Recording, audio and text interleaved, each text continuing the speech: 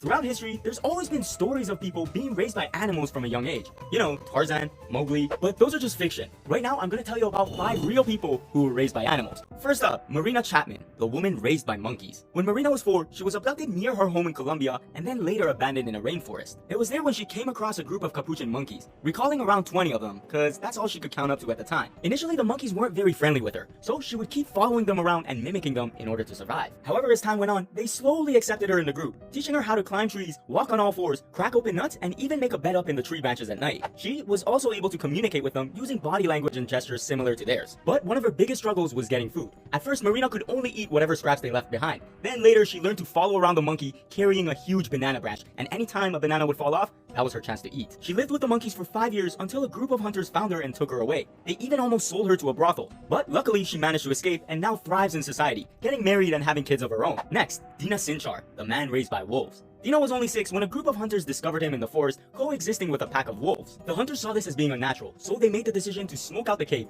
get rid of the wolves, and capture Dina and return him back to civilization. Upon examining him, they found that he wasn't able to speak. Instead, he could only growl and make animal noises. Dina also walked on all fours like a wolf and ate raw meat. Not to mention, he would sharpen his teeth by gnawing on bones. For that reason, they deemed him as an imbecile and placed him in an orphanage. Dina showed little or no attachment to other human beings and didn't make much improvements over the years. In the end, he never learned how to speak either, and unfortunately passed away at the young age of 34. Up next, the Gazelle Boy. In the 1960s, an anthropologist by the name of Jean-Claude Auger heard rumors of a boy living with gazelles, and so he made it his mission to find him. Several days of searching passed by, and he finally stumbled upon the herd, observing them and trying to slowly gain their trust. Over the span of a few days, he noticed that the boy would eat plants and grass, once in a while taking in lizards and worms. He would mainly walk on all fours like a gazelle, but also had the ability to stand up straight as well. Noticeably enough, his ears, nose, and muscles would suddenly twitch in response to the smallest noise. The anthropologist left and came back 2 years later with the Spanish army captain in order to capture the boy. But as they tried to chase him down, it said that he ran off at a speed of 32 to 34 miles per hour and had continuous leaps of 13 feet, being able to escape from them and never to be captured.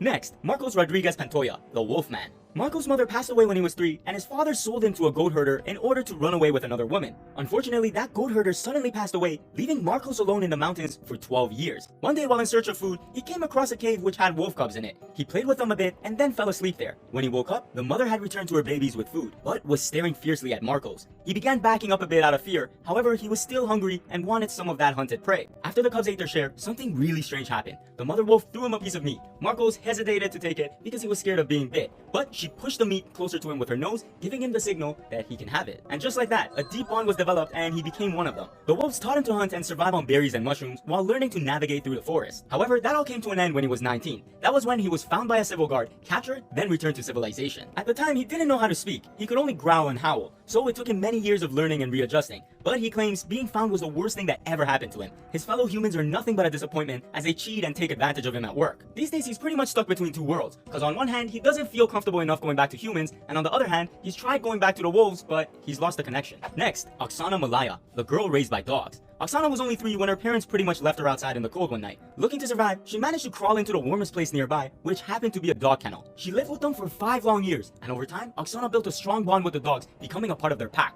So naturally, this girl was becoming less human and more like a dog, living a feral life and eating their leftover food. It wasn't until she was 8 when the neighbors noticed her, so they ended up contacting the police. Initially, the authorities had a very tough time getting close to Oksana, as the dogs were heavily protecting her, but tactically they did manage to separate them from her and brought her into care. But none of that mattered, because by now, it was too late. You see, she was living with the dogs for so long that she was running on all fours just like they were, and even lost the ability to speak. Now in her late 30s, Oksana is talking, except her voice is very monotone and essentially emotionless. Not to mention, she still shows clear signs of her past life with the dogs. She follows direction well, loves being the center of attention, and when she's given something, her first instinct is to go and hide it. Oksana even has a low tolerance for boredom, and experts claim that she has the mental capacity of a 6-year-old, and for that reason, they put her in a home for the mentally disabled. Now, if you were to be raised by one animal, which one would it be? Me, I think I'd go with a lion, because who's gonna fuck with a pack of lions? Seriously. Anyways, let me know in the comment sections below.